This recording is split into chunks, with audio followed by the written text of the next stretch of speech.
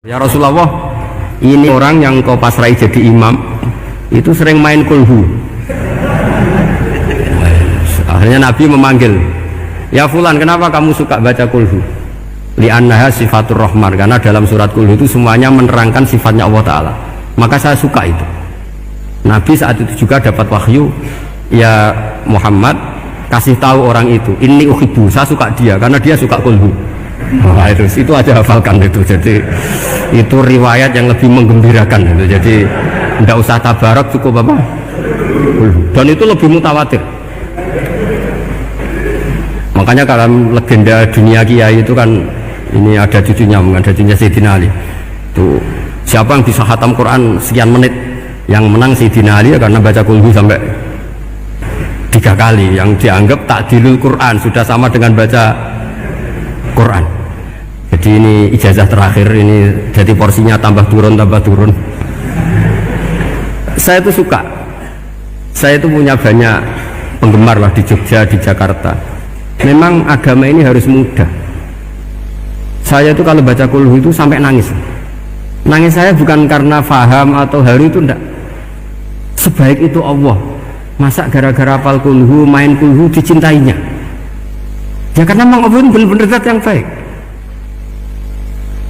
Makanya saya punya teman itu kurang ajarnya, masya Allah. Kalau tes ditanya rukun Islam berapa, nawakidul wudhu berapa, muftitatus sholat berapa, semuanya dijawab la ilaha illallah. Terakhir ditulis kafir pak, sama anak nyalano iki. Nyalano la ilaha illallah kafir apa enggak? Gurunya bingung kan akhir. Di ek iku la ilaha illallah kok di ek. Akhirnya bocah diceluk, "Cung maksudem piye? Mana sampean wani nge-ek pak, kafir pak." Akhirnya sugahno ribet-ribet. Pertanyaan apa tuh? Ma mubtilatus sholat la ilaha illallah. Nah gitu wudu ya. Tapi jangan tiru loh. Lah gurune kok pengen ek wani kafir. Siapa yang berani nge-ek la ilaha illallah? Yo ana meneh sing beli. Sanging beline disurati wong tuane. Kalau nu mondok sarang era kuno, jadi ijek lugu wong. Surati wong tuane, gue gak susah, wong tuamu disurati. Tenang ya Gus, bapakku buta huruf. Jadi Gus disurati, gak ngefek wong bapaknya buta huruf. Nah, di Islam, saya ulang lagi di Islam, dengan tanda kutip kesalahan-kesalahan kecil gini, ku zaman Nabi, sahabatnya Nabi, iku kabeh itu jadi berkah. Makanya nggak ada ilmu sebarokah kayak zaman Nabi. Wong goblok wae jadi berkah. Sampai Nabi ngendikan aksaru ahli jannah albu, ake-ake penduduk swarga itu wong goblok. Mergo wong goblok itu piye? Apa dimangkel iku ya gaweane pangeran. Nabi itu pernah disomasi wong goblok. Itu ya piye? Nabi kan cerita kiamat tuh gini. Yang kemarin nggak jadi itu. Kiamat di Indonesia kan berapa kali ya? 999 terus 2000 berapa?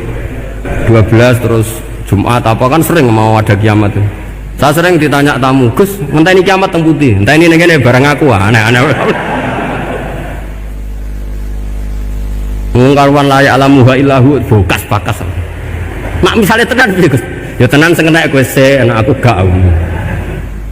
Wae sesuk tajak ngenteni kiamat ora sida kiamat. Aneh-aneh.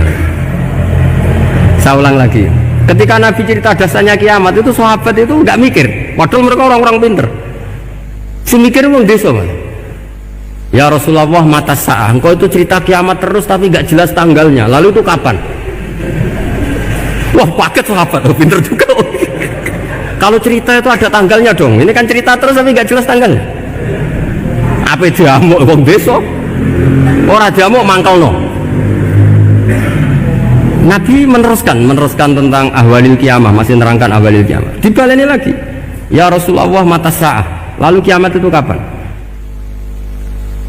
Ini kalau ijazai jadi bodoh tapi untuk ridhanya Allah Ta'ala pun kalau lah kadang jadi mungkin terus nyesal ribet dikongkon Pak Najib barang ini akhirnya gara-gara pinter, padahal engkau ya orang bodoh lah mlebu swarga ribet kan, direwangi jadi wong alim sebelum orang bodohnya ya melok mlebu swarga.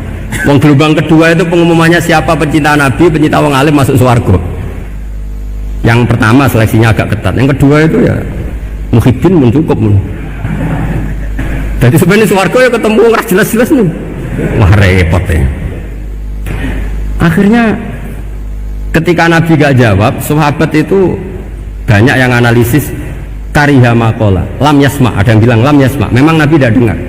Ada yang analisis sami'a wa kariha maqala, sebenarnya Nabi itu dengar tapi gak suka karena pas khutbah diket, masih diinterupsi. Karena diulang-ulang lagi akhirnya akhirnya Arabi tadi mengulang-ulang lagi, akhirnya Nabi jawab. Karena Nabi itu orang yang sangat pintar, jawabnya ma'atatalaha, kamu kok berani tanya kiamat kapan, persiapan kamu apa? Fawawahi ma'atatulaha kabiro sholatin wala siyamin wala kata wa kata walakinni uhibbuka. Itu menang, itu pede. Apa Nabi tanya persiapan saya? Oh kalau sholat saya biasa kok bangga. Wes biasa kok.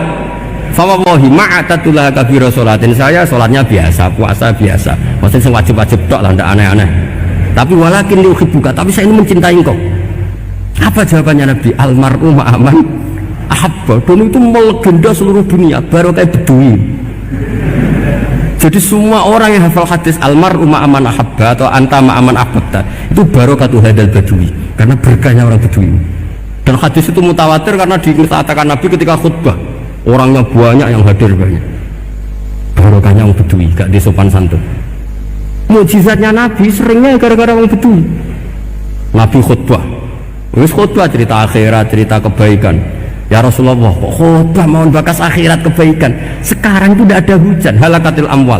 Sekarang harta hilang semua. Hewan-hewan sudah mau mati semua karena apa? Kekeringan. Mohon jenengan rasa bakas niku, pun jaluk hujan mohon. Nabi langsung Allahumma wah langsung hujan tuwers. Nak jari ulama lah, Nabi berodok gelas putih hujan seminggu, nganti akhirnya sapi ini gak mati krono kehausan tapi kelentir. Parani lah Nabi, nuli orang rasa salah paren. Ya Rasulullah, wong kuwi yo donga udan ben ra mati, saiki mati tenggelam. Mun lereni santai weh. Ya saya minta doa hujan supaya hewan-hewan itu bisa minum dan seger. Nah ini malah dok kelentir. Akhirnya Nabi itu lucu meneh. Allahumma hawalena wala alina Allahumma alal akam wa dzirab terus. Itu wong desa. Betapa barokahnya wong desa iki orang tahu. Betapa Rasulullah itu sekali ngendikan alam itu harus tunduk. Jadi min mu'jizati Rasulullah sallallahu alaihi wasallam itu sekali ngendikan alam itu harus mengikuti. Jadi Nabi misalnya ngendikan hujan, itu panitia hujan, malaikat hujan harus nuruti. Nabi ngendikan berhenti juga harus berhenti.